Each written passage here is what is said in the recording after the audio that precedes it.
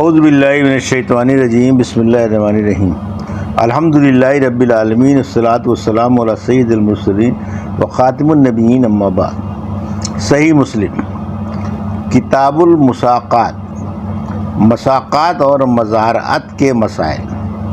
باب مساقات اور پھل اور کھیتی پر معاملے کا بیان۔ حدیث نمبر 3962، اردو ترجمہ۔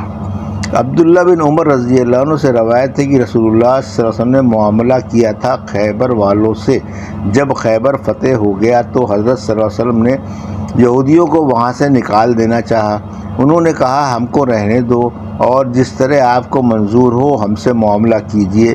تب آپ نے یہ معاملہ کیا کہ جو پیداوار ہو پھل یا اناج اس میں سے نصف ہمارا ہے اور نصف تمہارا۔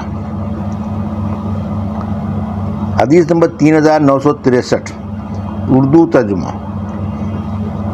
عبداللہ بن عمر رضی اللہ عنہ سے روایت ہے کہ رسول اللہ صلی اللہ علیہ وسلم نے خیبر کو حوالے کر دیا خیبر والوں کے، اس شرط پر کہ جو پیدا ہو پھل یا اناج وہ آدھا ہمارا ہے اور آدھا تمہارا۔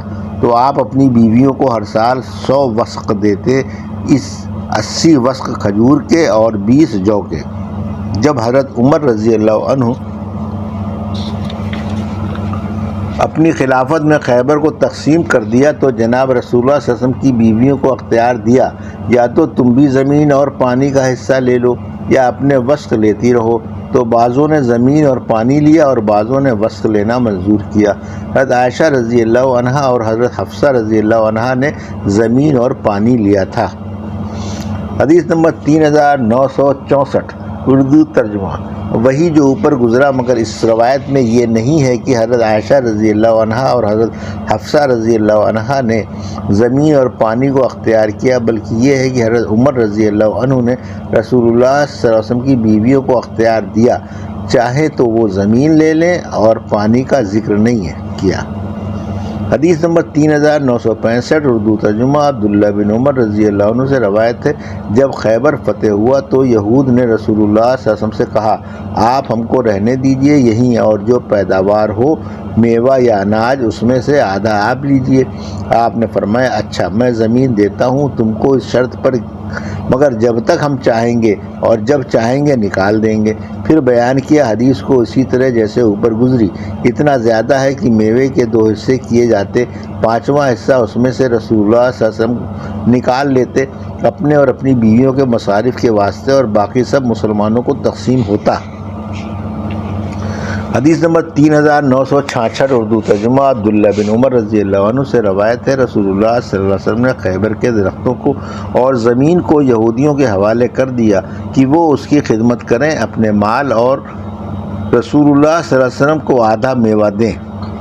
حدیث نمبر 3967، اردو ترجمہ۔ عبداللہ بن عمر رضی اللہ عنہ سے روایت ہے کہ حضرت عمر رضی اللہ عنہ نے یہود اور نصارہ کو حجاز کے ملک سے نکال دیا، اور رسول اللہ صلی اللہ علیہ وسلم جب خیبر پر غالب ہوئے تو آپ نے چاہا یہود کو نکال دینا، کیونکہ جب اس زمین پر آپ غالب ہوئے تو وہ اللہ اور اس کے رسول صلی اللہ علیہ وسلم اور مسلمانوں کی ہو گئی، اس لیے آپ نے ان کو نکالنا چاہا، لیکن انہوں نے کہا آپ ہم کو رہنے دیجئے، ہم یہاں محنت کریں گے اور آدھا میوہ لیں گے، آدھا آپ کو دیں گے۔ رسول اللہ صلی اللہ علیہ وسلم نے فرمایا اچھا، ہم تم کو رہنے دیتے ہیں، جب ہم چاہیں گے تو نکال دیں گے۔ پھر وہ وہیں رہے۔ حضرت عمر رضی اللہ عنہ کی خلافت میں نکالے گئے تیمائے یا ایریاح کی طرف۔ باب درخت لگانے کی اور کھیتی کرنے کی فضیلت۔ حدیث نمبر 3968، اردو ترجمہ۔ حضرت جابر رضی اللہ عنہ سے روایت ہے رسول اللہ صلی اللہ علیہ وسلم نے فرمایا جو مسلمان درخت لگائے پھر اس میں سے کوئی کھائے تو لگانے والے کو صدقے کا ثواب ملے گا، اور جو چوری جائے گا اس میں بھی صدقے کا ثواب ملے گا، اور جو درندے کھا جائیں گے اس میں بھی صدقے کا ثواب ملے گا، اور جو پرندے کھائے جائیں گے اس میں بھی صدقے کا ثواب ملے گا، اور نہیں کم کرے گا اس کو کوئی مگر صدقے کا ثواب ہوگا۔ حدیث نمبر 3969 اردو ترجمہ جابر رضی اللہ عنہ سے روایت ہے، رسول اللہ صلی اللہ علیہ وسلم مبشر انصاریہ کے پاس گئے اس کے کھجور کے باغ میں، تو آپ نے فرمایا یہ درخت کھجور کے کس نے لگائے، مسلمان نے یا کافر نے؟ اس نے کہا مسلمان نے۔ آپ نے فرمایا جو مسلمان درخت لگائے یا کھیتی کرے پھر اس میں سے کوئی اور آدمی یا چارپایا یا کوئی کھائے تو اس کو صدقے کا ثواب ملے گا۔ حدیث نمبر 3970 اردو ترجمہ جابر بن عبداللہ رضی اللہ عنہ سے روایت ہے، میں نے سنا رسول اللہ صلی اللہ علیہ وسلم سے آپ فرماتے تھے جو مسلمان درخت لگائے یا کھیتی باڑی کرے پھر اس میں سے کوئی درندہ یا پرندہ یا اور کوئی کھائے تو اس کو اجر ملے گا۔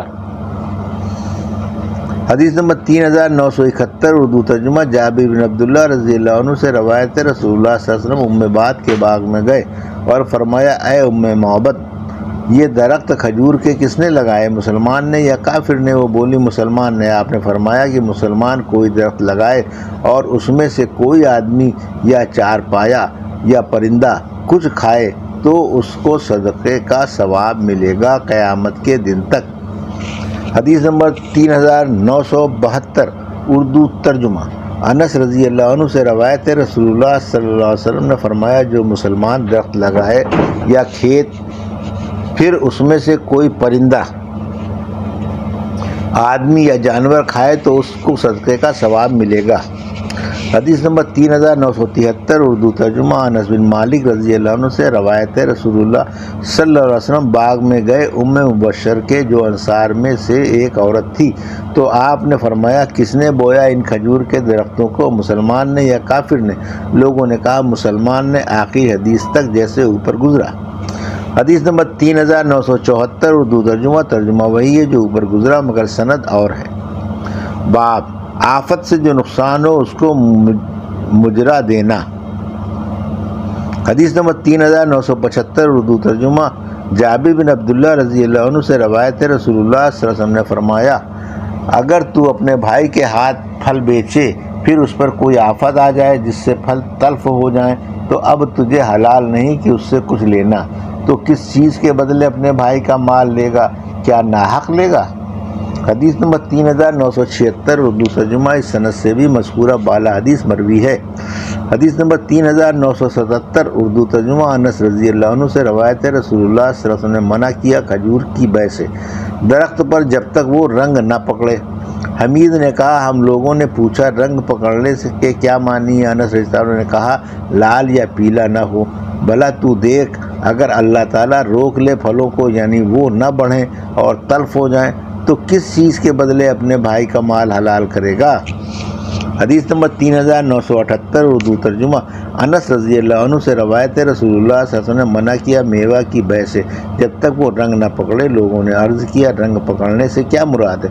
آپ نے فرمایا لال نہ ہو جائے، اور فرمایا جب اللہ تعالیٰ روک لے میوے کو تو پھر کس چیز کے بدلے تم میں سے کوئی اپنے بھائی کا مال حلال کرے گا؟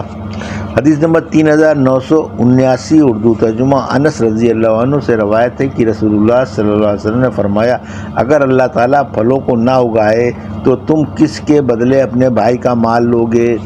حدیث نمبر 3980 اردو ترجمہ حضرت جابر رضی اللہ عنہ سے روایت ہے، رسول اللہ صلی اللہ علیہ وسلم نے حکم دیا آفت کے نقصان کا مجرا دینے کا۔ حدیث نمبر 3981 اردو ترجمہ ابو سعید خدری رضی اللہ عنہ سے روایت ہے ایک شخص نے رسول اللہ صلی اللہ علیہ وسلم کے زمانے میں میوہ درخت پر خریدا اور اس پر قرض بہت ہو گیا میوہ کے تلف ہو جانے سے یا اور کسی وجہ سے، تب رسول اللہ صلی اللہ علیہ وسلم نے فرمایا اس کو صدقہ دو۔ لوگوں نے اسے صدقہ دیا تب بھی اس کا قرض پورا نہیں ہوا۔ آخر جناب رسول اللہ صلی اللہ علیہ وسلم نے اس کے قرض خواہوں سے فرمایا بس اب جو مل گیا سو لے لو، اب کچھ نہیں ملے گا۔ حدیث نمبر 3982 اردو ترجمہ اس سند سے بھی مذکورہ بالا حدیث مروی ہے۔